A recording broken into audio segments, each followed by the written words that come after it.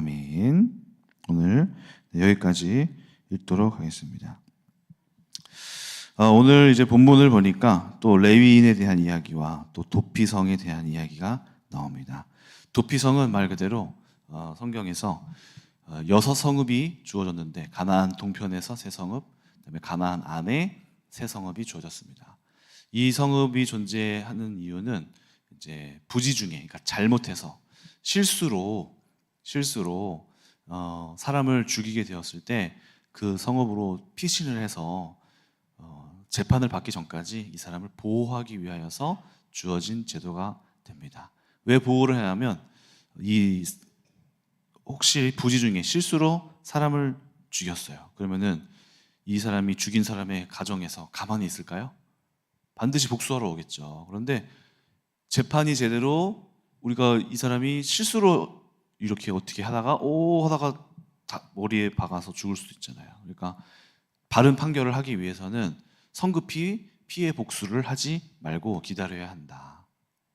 그래서 이런 제도 때문에 도피성이 설치가 되었고, 그 외에 의도가 있게 철 연장으로 사람을 죽이거나 나무 막대기로 사람을 죽일 의도를 갖고 죽였거나 했으면 그것은 분명한 살인 의도가 있는 사람이니 그것은 그대로 공정한, 눈에는 눈, 이에는 이에로 이 구약의 법에서 할당한 대로 그대로 해야 한다, 이렇게 얘기했습니다.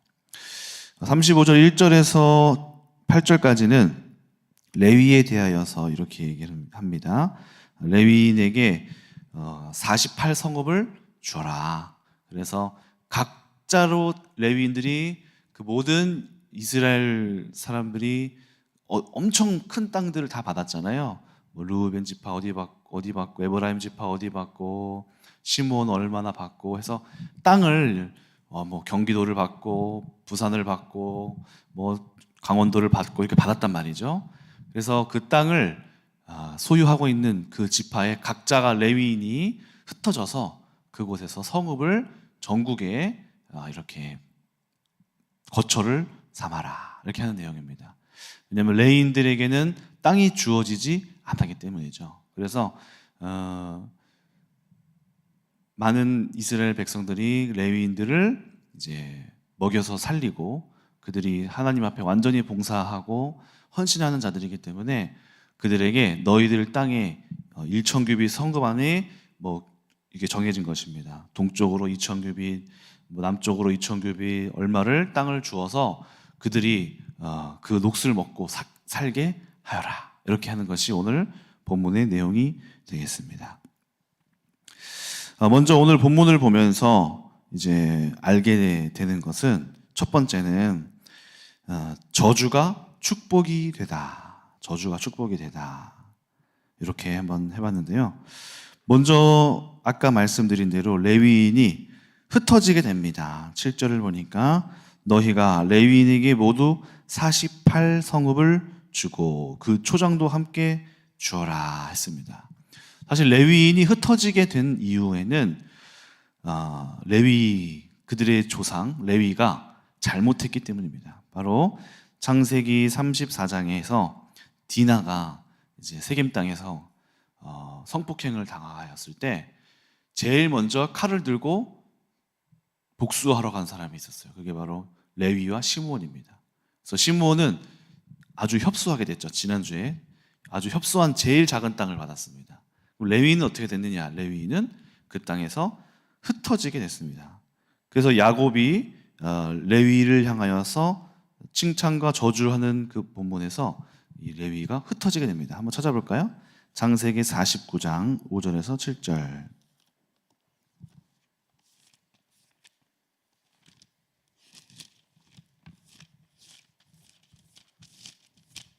창세기 49장 5절에서 7절. 시므온과 레위는 형제요, 그들의 칼은 폭력의 도구로다. 내 호나 그들의 모의에 상관하지 말지어다. 내 영광아 그들의 집회에 참여하지 말지어다. 그들이 그들의 분노대로 사람을 죽이고 그들의 혈기대로 소의 발목 힘줄을 끊었음이로다. 그래서 7절, 그 노여움이 혹독하니 저주를 받을 것이요 분기가 맹렬하니 저주를 받을 것이라. 내가 그들을 야곱 중에서 나누며 이스라엘 중에서 흩으리로다. 그래서 레위가 받은 그의 혈기의 저주는 바로 흩어지는, 땅이 없이 흩어지게 되는 것이 이 레위들이 받게 된, 레위 지파가 받게 된 그 혈기의 열매입니다. 저주를 받은 것이죠. 그런데 출애굽기 32장을 보니까 그 레위가 레위의 저주가 만회하고 또 하나님께서 복을 주시는 일이 또 생깁니다. 출애굽기 32장을 한번 볼까요? 출애굽기 32장 25절에서 29절. 언제냐면 바로 모세가 시내산에서 그 금송아지를 만들었을 때 하나님이 처단하라고 하시잖아요. 그때 레위인들이 이렇게 앞장서서 그 하나님의 분노를 대신합니다. 25절. 모세가 본즉 백성이 방자하니 이른 아론이 그들을 방자하게 하여 원수에게 조롱거리가 되게 하였습니다. 이에 모세가 진문에 서서 이르되 누구든지 여호와의 편에 있는 자는 내게로 나오라 하매 레위 자손이 다 모여 그에게 가는지라. 모세가 그들에게 이르되 이스라엘의 하나님 여호와께서 이렇게 말씀하시기를 너희는 각각 허리에 칼을 차고 진 이 문에서 저 문까지 왕래하며 각 사람이 그 형제를, 각 사람이 자기의 친구를, 각 사람이 자기의 이웃을 죽이라 하셨느니라. 레위 자손이 모세의 말대로 행하며 이날의 백성 중에 3,000명 가량이 죽임을 당하니라. 모세가 이르되 각 사람이 자기의 아들과 자기의 형제를 쳤으니 오늘 여호와께 헌신하게 되었느니라. 그가 오늘 너희에게 복을 내리시니라. 그래서 여기에서 하나님의 분노를 대신하여 이제 하나님 앞에 방자한 자들을 대하여서 한 심판이 레위 자손이 이제 하나님 앞에서 헌신을 하였다라고 표현됩니다. 그래서 이 레위인들이 나중에 이제 업무를 받게 될 때 하나님께 헌신하는 업무가 되게 되는 것이죠. 그래서 자신들의 저주가 만회가 되게 됩니다.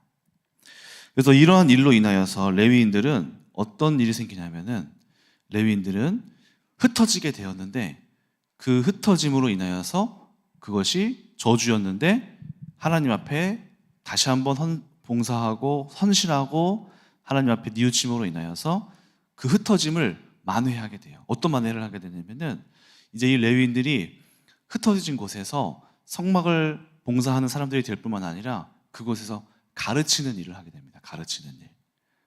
그냥 섬기는 늘 있는 일이 아니잖아요. 성전을 봉사하는 일이. 그래서 가르치는 일을 하게 돼요. 그래서 마을에 있는 사람들을 가르치고 아이들을 가르치고 전적으로 가르치는 일을 전담하게 됩니다. 그래서 이 레위인들이 나중에 어떻게 되냐면은 오늘날의 랍비가 되는 거예요. 랍비. 그래서 이 유대인 하면은 교육 문화가 뛰어나잖아요. 그래서 토요일마다 회당에 모여서 막 옛날에 그 전지학 하시는 분들은 제가 보여드렸나 그 기억이 안 나는데 그 회당에 모여서 막 책 읽고 토론하고 랍비들한테 물어보고 이제 가잖아요. 또 우리가 알고 있는 그 탈무드에서 랍비한테 가서 다 물어보잖아요. 그 시작이 바로 이 레위인이 되는 겁니다. 그래서 오늘날의 유대인들을 만들었다 하면 그 랍비들의 그 교육했던 그 공동체 안에서 중심이 되어서 지혜자가 거기에 딱 있어서 이제 가르쳤고 이스라엘이 거기에서 많은 백성들이 성경을 배우고 또 거기 안에서 또 레위인들이 뭐를 했냐면 11조를 받아서 11조를 관리했잖아요. 그것들이 금융에 대한 교육이 되고 또 뭐 봉사하게 하는 것도 가르치고 모든 교육 시스템의 중심이 되었습니다. 그래서 그것이 랍비 문화가 되어서 오늘날 전 세계적으로 유대인들이 민족률이 3%밖에 안 되는데 세상을 지배하게 되는 그 출발이 바로 이 랍비에 있는 것입니다. 그들이 바로 레위인이 되는 것이죠. 오늘 본문의 레위인들. 그러니까 그들이 저주받아서 흩어졌는데 이것을 하나님께서는 또 복되게 하시고 그곳에서 꽃 피우게 하시는 일이 하나님이 하시는 일입니다. 우리는 이런 것들을 많이 봅니다. 우리 담임 목사님도 보시면은 많이 얘기들 하시잖아요. 지난주인가요? 그때 아버지 어버이날 주일을 맞아서 아버지에 대한 이야기를 할 때 얼마나 이 가정 안에서 외로움을 느꼈고 어릴 때 약국에 막 팔리시고 그러시면서 어머니 일찍 돌아가시고 어렸을 때부터 가족 안에 집에 돌아오면 아무도 없고, 그러니까 어렸을 때부터 받았던 상처나 이런 아픔들은 개인에게 있어서는 복이 되는 일은 아니죠. 어떻게 보면 개인에게는 저주가 되는 일이 됐을 겁니다. 그런데 이 일들이 하나님이 함께 하시고 복되게 하신다면은 복이 되는 거예요. 어떻게 복이 될까요? 우리 교회 안에 있는 그 입양하는 아이들의 시작, 목사님 마음속에 있는 그 홀로 있는 아이들에 대한 아픔이 동감이 되니까 그것이 마음에 강하게 사무쳐서 이 아이들의 아픔을 읽게 되는 거죠. 그래서 그것이 복이 되어서 열매가 되게 되는 거죠. 우리 사모님도 마찬가지입니다. 김상희 사모님도 보시면은 제가 저희 어머니를 자세히 관찰을 하는데요. 이제 어머니가 왜 저러실까 이제 살펴보면은 어머니의 모든 행동의 시작은 불안이에요. 불안함이 엄청 많아요. 미래에 대한 불안. 어머니가 왜 이렇게 불안하실까? 이제 봤더니 어렸을 때부터 이제 집안에 큰 일이 많았죠. 자기가 품에서 자던 할아버지가 할아버지랑 같이 방에서 자요 하는데 방에서 돌아가시고, 자기 아버지가 자살하시고, 근데 동네에 있는 마을에서 가장 큰 나무에 매달려서 자살하시고, 또 잘 살다가 집안이 망하고 가세가 기울고, 언니가 막 점치고 동네방네 점쳐러 다니고, 자기 오빠는 안진뱅이 되고 막 온 동네에 다 소문나고, 자기도 막 영적으로 막 귀신 보고 막 학교도 못 가고 초등학교 중학교 막 중퇴하고 그것 때문에. 그러니까 이제 이것이 우리 어머니 마음속에는 불안함이 늘 있는 사람이구나. 그것이 이 사람에게는, 우리 사모님에게는 마음에 아주 깊은 고통과 저주가 되는 거죠. 그런데 이것이 하나님 안에 있을 때 이것이 바뀌게 되는 거예요. 그 본성 자체는 그대로 있는데 이것이 하나님 안에서 잘 승화가 되더라는 것이죠. 어떻게 승화되나 봤더니 사모님은 불안하면 기도를 해요. 불안하면 기도 자리에 나와요. 그러니까 늘 불안이 찾아올 때마다 예배당에 나와서 하나님께 막 부르짖는 거예요. 그것이 기도의 시작이 되는 것이죠. 불안이 큰 만큼 기도의 깊이도 깊어져요. 또 상대방이 이제 힘들어하는 상황을 자기까지 불안해요.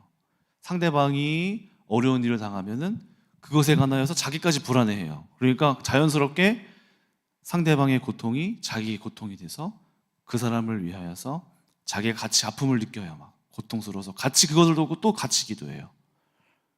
그러다 보니까 그것이 또 성도님들, 교회 안에서는 성도님들을 위하여서 사모님이 같이 힘들어서 고통을 받고 기도하는 모습 속에서 마음에 또 감동이 오게 되는 거죠. 그러니까 우리 안에 있었던 많은 레위인들이 아까 받았던 그들의 저주들이 하나님 안에서는 복이 되어서 그것을 통하여서 선한 뜻을 합력하여서 선을 이루게 하시는 것이 하나님의 일입니다. 오늘 그러한 은혜가 우리 성도님들에게도 동일하게 하나님의 손 안에서 우리가 일생에서 하나님을 잘 모를 때, 또는 부지 중에 하나님을 잘 알지 못했을 때, 또 어렸을 때 자라면서 억울하게 생겨났던, 내가 저주라고 생각했던 우리의 고통과 아픔들이 하나님의 손 안에서는 하나님이 합력해서 선한 것으로, 또 놀라운 것으로 바꿔내게 되는 역사가 우리 가운데 있게 되는 것입니다.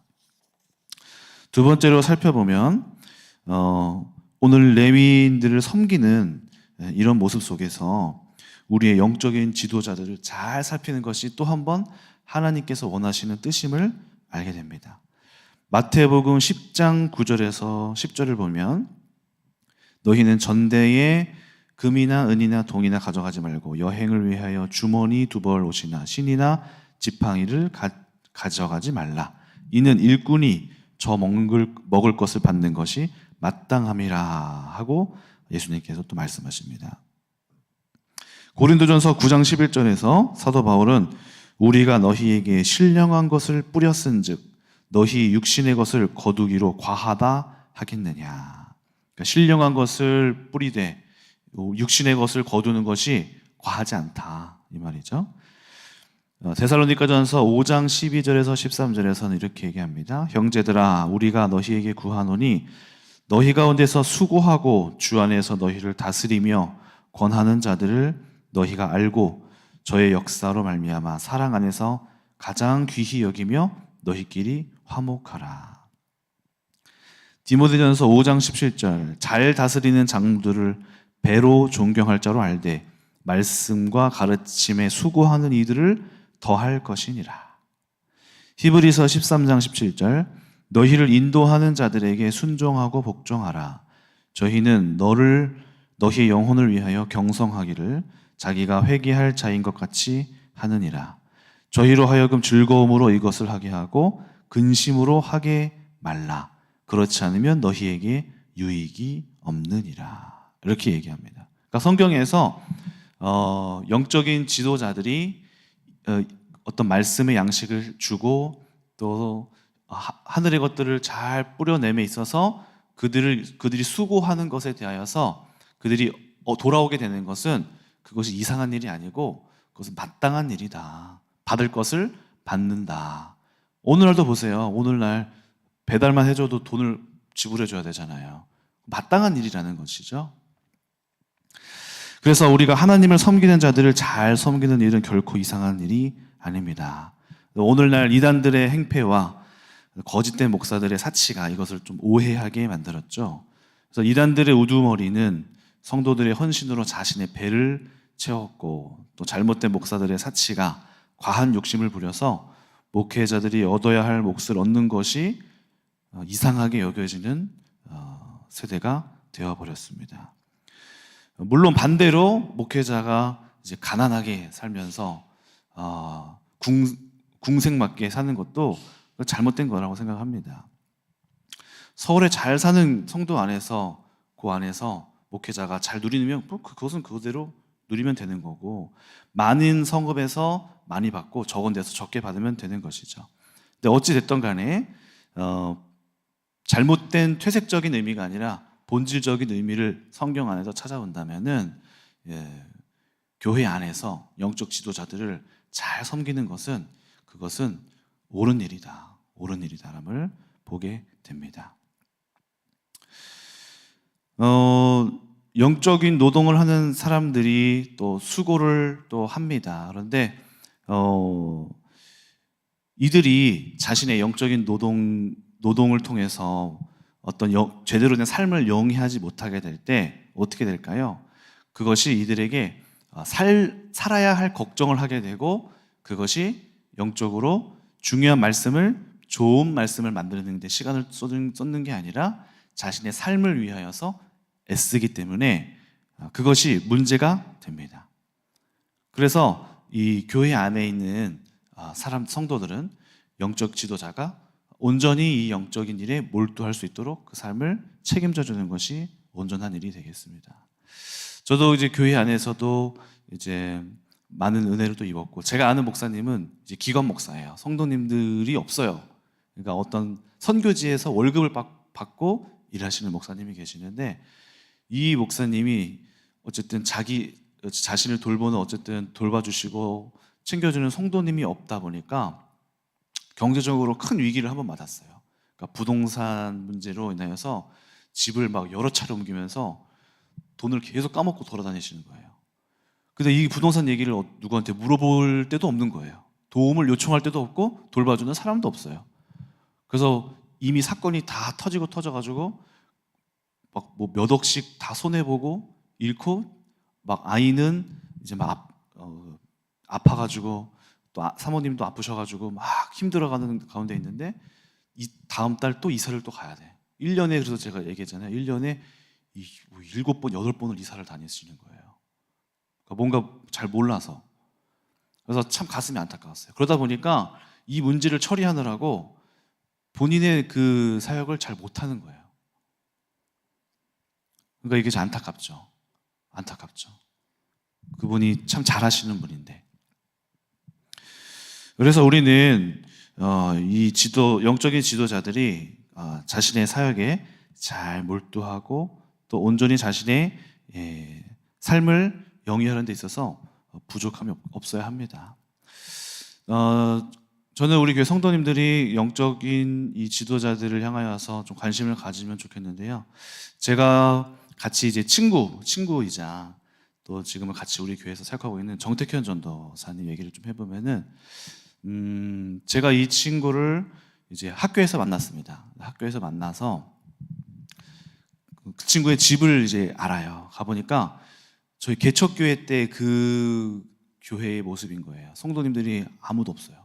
수요일날 예배 때 가봤더니 성도님들 아무도 없고, 또 집안 형편도 되게 이제 좋지 못하고, 그 친구를 만나서 해보면은 저의 옛날 생각이 계속 막 나는 거예요. 옛날에 힘들었던 그 때가 너무 많이 올라와서 제가 이 친구를 어떻게 도울 수 있을까? 제가 뭐 물질적으로 도울 수는 없으니까 제가 우리 교회에서 영적으로 뭔가를 많이 열렸고 하나님께로부터 많이 또 은혜를 받았고 했던 것들을, 이게 우리의 재산이지, 이 영적인 비밀을 알고 가르치는 것이 우리의 재산이지 싶어서 너도 앞으로 목회할 거니까 우리 교회를 와라 해서 제가 그러한 목적으로 데려왔어요. 그런데 이제 지금 어떤 갈등과 기로에 서 있는 것 같아요. 이제 우리 교회에서 있을 것인가, 이제 떠날 것인가. 왜냐하면 이 친구가 지금 침례교거든요. 교단이 지금 저희 교회는 장로교잖아요. 이 친구는 침례교예요. 그래서 대학원을 이제 졸업했어요. 32살인데 이제야 졸업했습니다. 왜 그러냐 봤더니 저는 그냥 이게 졸업할 때 이 친구는 밖에 나가서 돈이 없으니까 다 이제 노동하고 일하고 돈 벌고 일 다니고 해서 학자금도 겨우 갚고 대학원도 겨우 나와서 이제 졸업해서 나온 거예요.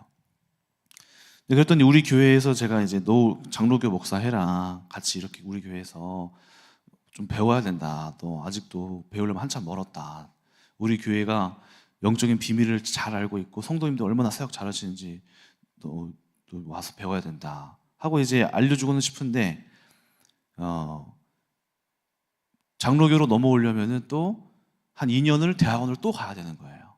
그러니까 이 친구는 그게 힘든 거예요. 지금 보니까 그거를 힘들어서 자기가 지금 3년 동안 뼈 빠지게 돈 벌어서 이거 했는데 2년을 또 하라고 하니까 이게 힘든 거예요. 자기가 이제 삶을 지금 매일매일 이제 일용직 나가서 일하고 있거든요. 그것도 지금 자기의 삶을 하는 것도 힘든데 이거를 또 해야 되나 싶어서 그것 때문에 우리 교회에서 있는 것이 고민이 되는 것처럼 보이더라고요. 그래서 제가 너 뭐가 문제냐, 왜 여기에서 있는 것이 힘드냐 물어봤더니 돈 때문에 그러냐 그랬더니 그게 좀 크다 이러는 거죠. 그래서 제가 가슴이 아팠어요.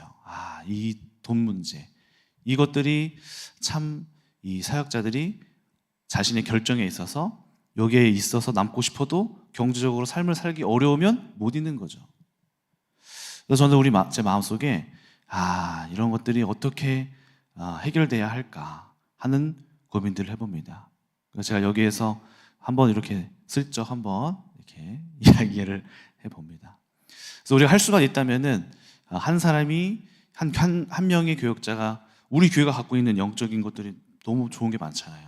이거를 좀 나중에 가더라도 좀 알고 가면 좋은데 어떻게 있어야 될까 하는 고민들을 좀 하게 됩니다. 이제 세 번째로는 하나님의 사람들은 그럼에도 이제 물욕은 없어야 한다. 물욕은 버려야 한다. 하나님의 사람들이 물질적으로 부족함이 없어야 한다고 저는 말하면서도 동시에 물질적인 자만과 욕심은 없어야 합니다. 목회자들이 가난하게 사는 것이 저는 덕이 된다고 생각하지 않는데요. 하지만 사치스럽게 사는 것도 덕이 되지는 않습니다. 가난하게 사는 것이 사실 좋은 모습은 아닙니다. 왜냐하면 물질적으로 하나님께 은혜를 경험한 사람이 물질을 다스리시는 하나님에 대하여서 강력하게 담대하게 말할 수 있죠. 그런데 물질이 없음으로 인하여서 하나님의 사람들이 사역에 방해가 된다는 사실도 알아야 합니다. 그래서 물질이 많아도 문제요, 적어도 문제가 됩니다.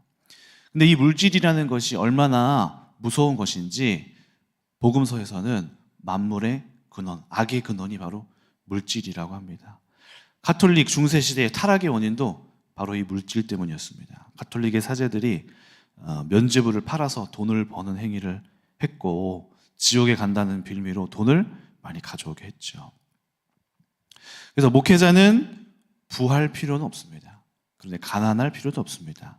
그래서 잠언서를 보면은 하나님 나를 가난하게도 마옵시고 또 부하게도 마옵시고 오직 필요한 양식으로 나를 먹이소서.